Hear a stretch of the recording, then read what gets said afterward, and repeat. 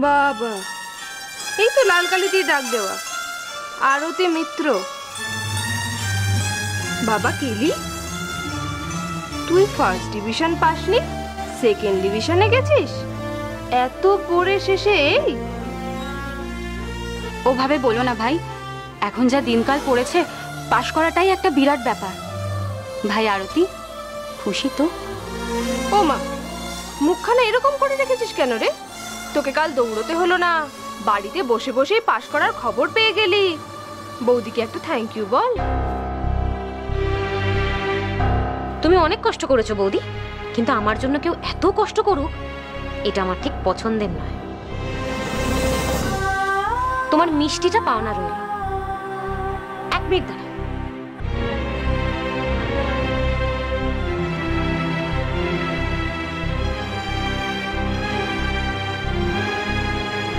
তোমাদের বাড়িতে যে রয়েছে, যে পাবলিকের হাতে আসার আগেই ভেতর থেকে গুন্ডামি করে ওই গেজেটটা বের করে এনেছে, তাকে আমার তরফ থেকে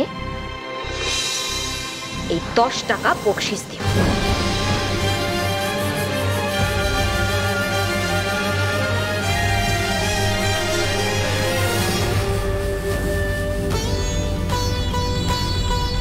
কি হলো বৌদি?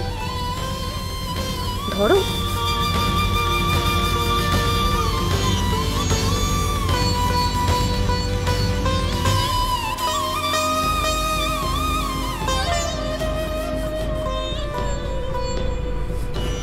আরতি, বেমাক দেখেছো ওর?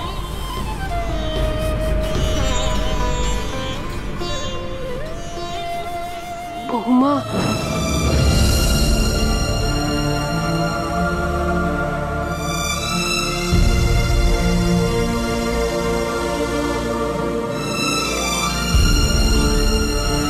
বই বই করে নিষেধ করছি, আমার কথাটা শোন, এখনো সময় আছে। আমি সিদ্ধান্ত নিয়ে ফেলেছি, এ আমি বদল করতে পারবো না। একে তো কোনো কথাই বলা যাবে না, একটা সুবুদ্ধি সুপরামর্শ কিচ্ছু নেবে না। এরকম একটা গোয়ার গোবিন্দর সঙ্গে থাকা যায়? অসহ্য। দেখেছো বৌদি, দাদা কেমন অকারণে আমার উপর। আমি তোমায় বলছি ঠাকুরপো, যে যাই বলুক তুমি তোমার ব্যবসার সিদ্ধান্ত বদলিও না। বৌদি, কিন্তু তোমাকে আর একটা সিদ্ধান্ত বদলাতেই হবে। কি বৌদি? আরতির সম্পর্কে ভাবে এবার তুমি বন্ধ করো। একবার আমি যে সিদ্ধান্ত নিয়ে নিই তারপর তো আর বদলাই না বৌদি। তাহলে আর কি, বারবার গাল বাড়িয়ে চর খাওয়ার মতো বকশিসের পেলা করিও? বৌদি, এই 10 টাকাটা কিসের?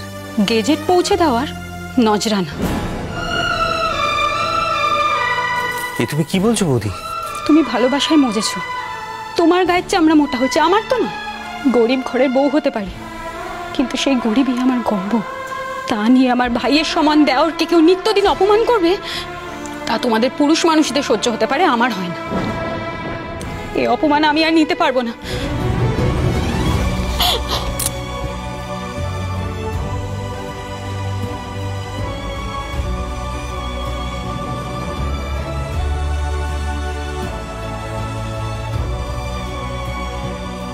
শুধু তোমার নয় বৌদি, আমাদের সবার সব অপমান আমি মুছে দেব, দেখে নিও।